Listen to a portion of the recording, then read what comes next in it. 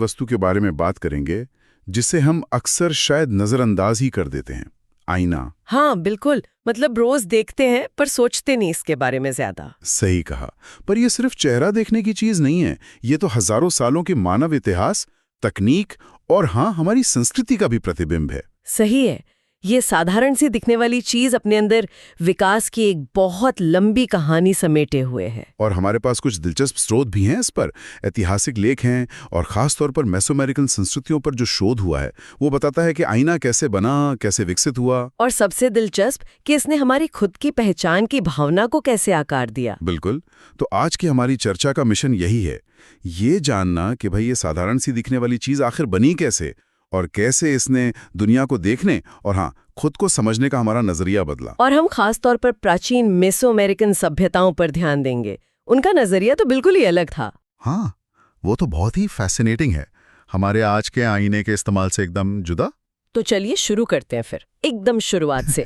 ठीक है, तो चलिए इस पर विस्तार से बात करते हैं। सबसे पहले आईने कैसे दिखते थे? सोचिए, मतलब कांच के तो नहीं थे। नहीं, बिल्कुल नहीं।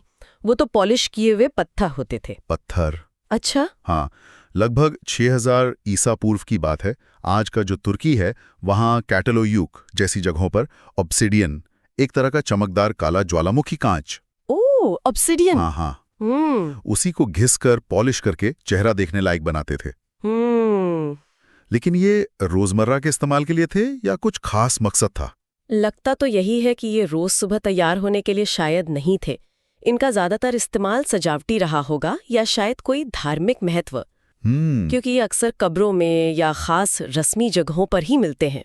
तो मतलब इनका दर्जा कुछ खास था। और फिर तकनीक थोड़ी और आगे बढ़ी होगी पत्थरों के बाद। हाँ, फिर लगभग 4000 ईसा पूर्व के आसपास प्राचीन मिस्र और मेसोपोटामिया में लोगों ने धातुओं को चमकाना शुरू किया। धातु जैसे कांसा या तांबा, इनको खूब पॉलिश करके आईने जैसा बनाया जाता था। अच्छा, पर ये तो फिर काफी महंगे और शायद भारी भी रहे होंगे। हाँ, जाहिर है, ये धातु के आईने निश्चित रूप से विलासिता की चीज थे। मतलब अमीरों और शासकों के लिए एक तरह से हैसियत का प्रतीक। हाँ, स्टेटस सिंबल। बिल्कुल। लेकिन ये शुरुआती रूप दिलचस्प इसलिए हैं क्योंकि ये दिखाते हैं कि इंसान शुरू से ही अपने प्रतिबिंब को लेकर कितना उत्सुक रहा है। जैसे पानी के शांत तालाब में अपना अक्स देखना, वो ग्रीक कहानी है ना नार्सिसस की। हाँ, नार्सिसस की, जो अपने ही अक्स से मोहित हो गया था। बिल्कुल, वो कहानी भी तो इसी आकर्षण की तरफ इशारा करती है। और ये सिर्फ देखना ही नहीं था, शायद खुद को पहचानने की जो प्रक्रिया होती है उसकी शुरुआत भी यहीं कहीं थी। हाँ, इसमें एक गहरा संज्ञानात्मक पहलू है। सोचने वाली बात है, अपने प्रतिबिंब को खुद के रूप में पहचानना। ये आत्म जागरूकता का एक बहुत बुनियादी स्तर है। बहुत कम जानवर हैं जो वो मशहूर मिरर टेस्ट पास कर पाते हैं। हाँ, मैंने सुना इसके बारे में। जी, मतलब आईने में खुद को पहचान पाना इंसानों में ये आत्म पहचान के विकास का एक अहम पड़ाव माना जाता है।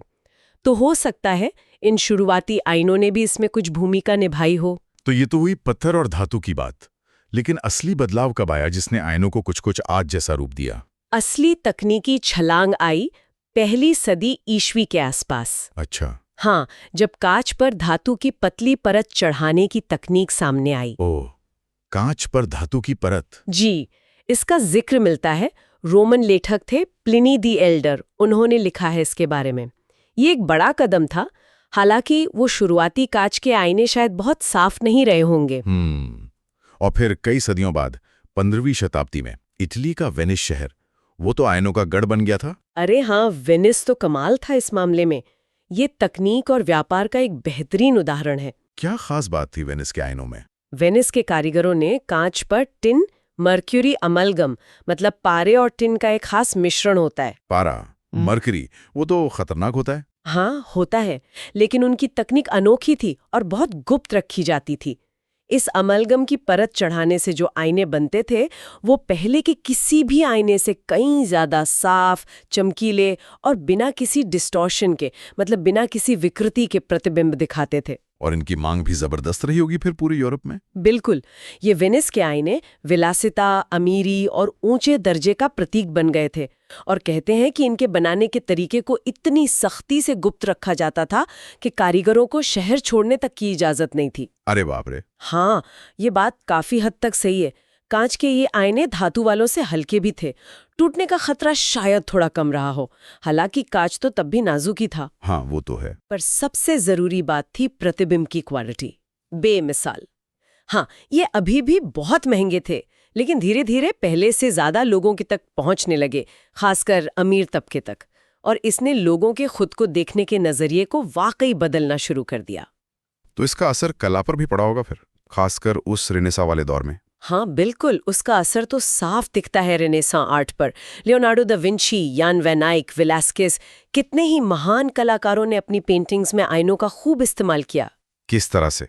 वो आईनों का इस्तेमाल सिर्फ गहराई या पर्सपेक्टिव दिखाने के लिए नहीं करते थे, बल्कि मानव अस्तित्व की जटिलताओं को दिखाने के लिए, आत्मचिंतन, कभी-कभी भ्रम की स्थिति, इन सब को दर्शाने के लिए भी करते थे। अच्छा, और कहानियों किस्सों में भी तो आईने बहुत आते हैं। अरे हाँ, साहित्य और लोक कथाओं में तो आईने एक बहुत महत्वपूर्ण प्रतीक बन गए। अलग अलग मतलब निकलने लगे।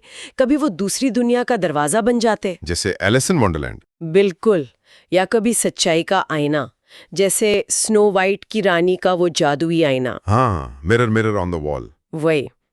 और कभी घमंड और आत्ममुग्धता का प्रतीक, जैसे नार्सिसिस की कहानी हमें याद दिलाती है। तो ये दिखाता है कि आईना सिर्फ एक चीज नहीं रहा, बल्कि इंसानी इच्छाओं, डर और खोज का प्रतिबिंब बन गया।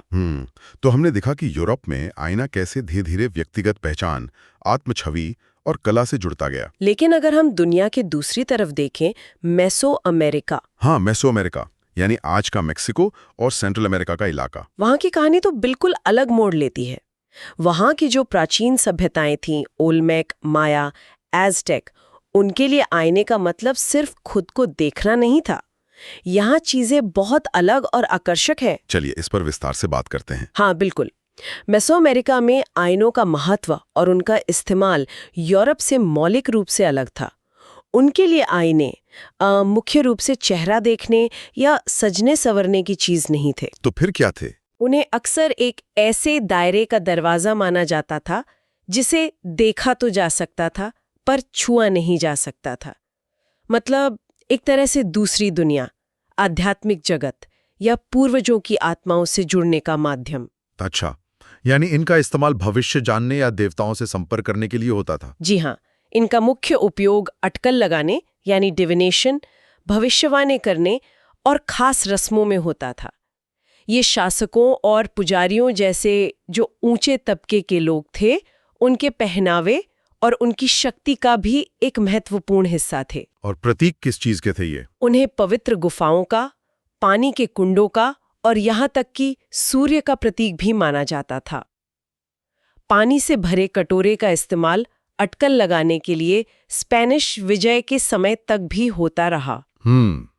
तो शुरुआत ओल्मेक सभ्यता से करते हैं। वो इस क्षेत्र की सबसे पुरानी प्रमुख सभ्यताओं में से एक मानी जाती हैं। प्री क्लासिक काल में, मतलब लगभग 1500 से 500 ईसा पूर्व, उन्होंने कैसे आईने बनाए? ओल्मेक लोगों ने लोहे के अयस्क जैसे हेमेटाइट और मैग्नेटाइट, ये खनिज होते हैं, हाँ, इनको घंटों हिसकर और पॉलिश करके आईने बनाए। लेकिन खास बात ये थी कि वे अक्सर अवतल आईने बनाते थे, कॉनकेव मिरर। अवतल मतलब अंदर की ओर धसे हुए, जैसे चम्मच का अंदर वाला हिस्सा। बिल्कुल। और सोचिए उनकी क्या खासियत रही होगी। क्या खासियत थी? इन अवतल आईनों की कई अनोखी बातें थीं। एक तो वे उल्टी छवि दिखाते थे, कभी कभी छोटी या बड़ी भी। तो शायद उस समय के लोगों को ये कोई अलौकिक या दूसरी दुनिया की झलक जैसा लगता हो। दिलचस्प। और दूसरी, अगर आईना काफी बड़ा हो और उसे सही कोण पर रखा जाए तो उसका फोकस इतना सटीक होता था कि उससे सूरज की रोशनी को एक जगह केंद्रित करके आग जलाई जा सकती थी। अरे वाह, आग आईने से? हाँ, जरा सोचिए उस समय ये कितना जादुई या शक्तिशाली लगा होगा। कमाल है। और इनका इस्तेमाल कैसे होता था? क्या आईने भी पहना जाता था? हाँ, इन्हें अक्सर छाती पर पेंडेंट की तरह पहना जाता था। कई ओल्मेक मूर्तियों में ऐसा दिखता भी है। इनका गहरा संबंध शामिनिस्टिक प्रथाओं से था, मतलब जो आध्यात्मिक गुरु रस्में करते थे, और शायद सूरज की पूजा से भी। ला वेंटा जैसी जो महत्वपूर्ण ओल्मेक जगह है वहां ये खास तौर पर पाए गए हैं। तो ओल्मेक ने ये नींव रखी अवतल आइनों की। इसके बाद आया क्लासिक काल, लगभग 250 से 900 ईस्वी। तियोतिहुआकन और माया सभ्यताएं, इन्होंने क्या किया? सुना इन्होंने एक नई तकनीक अपनाई। सही कहा। क्लासिक काल में पाइराइट, आयरन पाइराइट, जिसे मूर्खों का सोना भी कहते हैं, हाँ, चमकता है सोने जैसा। जी, उसके मोज़ेक आईने बहुत लोकप्रिय हुए। मोज़ेक मतलब टुकड़ों को जोड़कर। बिल्कुल। इसमें पाइराइट के छोटे छोटे सटीक कटे हुए टुकड़ों को पॉलिश करके स्लेट या लकड़ी जैसे किसी बेस पर किसी चिपकाने वाले पदार्थ से जड़ा जाता था। सोचिए जैसे टाइलों से फर्श बनता है, वैसे ही पाइराइट के चमकीले टुकड़ों को जोड़कर ये आईने बनाए जाते थे। इस मोज़ेक तकनीक से तो फिर बड़े आईने बनाना मुमकिन हुआ होगा। हाँ, बिल्कुल। इस तकनीक से पहले के जो एक ही पत्थर या धातु के आईने होते थे, उनकी तुलना में काफी बड़े और अलग-अलग आकार के आईने बनाए जा सकते थे। और ये कहाँ पाए गए हैं? मेक्सिको में तियोतिहुआकान और माया इलाके में कमानलजुइयो जैसी जगहों पर सबूत मिले हैं कि इन्हें पीठ पर, छाती पर या सिर पर भी पहना जाता था। हालांकि एक दिक्कत यह है कि पाइराइट समय के साथ खराब हो जाता है, अक्सर जंग जैसा पाउडर बन जाता है, तो खुदाई में कई बार सिर्फ वो स्लेट का आधार ही मिलता है, जिससे उनकी पहचान थोड़ी मुश्किल हो जाती है। अच्छा, तो तियोतिहुआकन और माया सभ्यताओं में इन आइनों का क्या महत्व था? क्या अब भी ये सिर्फ रस्मों और अटक्कल के लिए ही थे? हाँ, इनका रस्मी और प्रतीकात्मक महत्व तो बना ही रहा। तियोतिहुआकान की कला में आप देखेंगे कि आइनों को कभी आंख की तरह, कभी फूल, कभी ढाल या पानी के कुंड के प्रतीक के रूप में दिखाया गया है। और माया सभ्यता में? माया सभ्यता में भी उन्हें देवताओं और मनुष्यों के बीच, कह सकते हैं, संचार का एक पोर्टल माना जाता था। ये अब भी ज्यादातर समाज के ऊंचे वर्ग तक ही सीमित थे। एक माया देवता है काविल, हाँ, जो राशि, शक्ति और प्रचुरता से जुड़े हैं। उन्हें अक्सर माथे पर एक आईने के साथ चित्रित किया जाता है, जिसमें से कभी-कभी कुल्हाड़ी या धुआं निकलता दिखता है। धुआं निकलता आईना, ये कुछ सुना सुना सा लग रहा है। हाँ, ये प्रतीकवाद हमें बाद के एक बहुत महत्वपूर्ण एज़टेक देवता की याद दिलाता है। अच्छा, कौन? हम अब पोस्ट क्लासिक काल में आ रहे हैं, मतलब लगभग 900 से 1521 ईजली। इसमें टोल्टेक और फिर शक्तिशाली एज़टेक साम्राज्य का उदय हुआ। जी। पोस्ट क्लासिक काल में, खासकर मध्य मेक्सिको में, ऑब्सिडियन, वही काला ज्वालामुखी कांच जिससे ओल्मेक आईने बनाते थे, उसके आईने फिर से ज्यादा आम हो गए। टोल्टेक योद्धा अपनी पीठ पर आईने पहनते थे जो शायद सूरज का प्रतीक थे। लेकिन एज़टेक संस्कृति में आईने का महत्व शायद अपने चरम पर पहुंच गया था। कैसे? क्या खास था एज़टेक लोगों के लिए आईनों में? उनके एक प्रमुख देवता हैं, शायद सबसे रहस्यमयी देवताओं में से एक, तेस्कातलिपोका। तेस्कातलिपोका। हाँ, उनके नाम का मतलब ही है धूम्रपान करता आईना। अरे, धूम्रपान करता आईना? जी हाँ, और उन्हें अक्सर तस्वीरों में एक पैर की जगह एक धूम्रपान करते ऑब्सीडियन आईने के साथ दिखाया जाता है। एक पैर की जगह आईना? हाँ, और माना जाता था कि वो अपने इस जादुई आईने से दुनिया में होने वाली हर चीज, अच्छी और बुरी, सब देखते थे और एक तरह से नियति को नियंत्रित करते थे। तो आईना यहाँ अटकल, सर्वज्ञता, भविष्यवाणी और शक्ति का प्रतीक बन गया। तो आईना सिर्फ धार्मिक नहीं बल्कि राजनीतिक शक्ति का भी प्रतीक था उनके लिए। बिल्कुल। कहा जाता है कि एज़टेक शासक दो तरफा ऑब्सीडियन आईने का इस्तेमाल अपनी प्रजा पर नजर रखने के लिए करते थे और शायद अपनी शक्ति का प्रदर्शन करने के लिए भी। एक बहुत मशहूर कहानी है। कहते हैं कि स्पेनिश विजय से ठीक पहले एज़टेक सम्राट मोंटेजुमा द्वितीय ने एक अजीब से पक्षी के सिर पर लगे आईने में भविष्य का एक भयानक दृश्य देखा था। क्या देखा था? उन्होंने घोड़ों पर सवार अजनबी योद्धाओं को आते हुए देखा और यही उनके साम्राज्य के पतन का संकेत माना गया। बाप रे, ये मेसोअमेरिकन दृष्टिकोण वाकई कितना अलग है। मतलब जहां यूरोप में आईना धीरे धीरे व्यक्तिगत पहचान और आत्मछवि से जुड़ रहा था, हाँ, वहीं मेसोअमेरिका में ये ब्रह्मांड, देवताओं और नियति से जुड़ा एक शक्तिशाली रहस्यमयी औजार बना रहा। एकदम सही। ये एक मौलिक अंतर है। ये दिखाता है कि एक ही वस्तु को दो अलग अलग संस्कृतियां कितने अलग अलग तरीकों से देख सकती हैं और इस्तेमाल कर सकती हैं। मेसोअमेरिका की इस अनोखी दुनिया से वापस अब आधुनिक आईनों की तरफ आते हैं। हमने देखा कि वेनिस के कांच के आईने बेहतरीन थे, लेकिन बहुत महंगे थे। तो आम लोगों तक आईने कब और कैसे पहुंचे?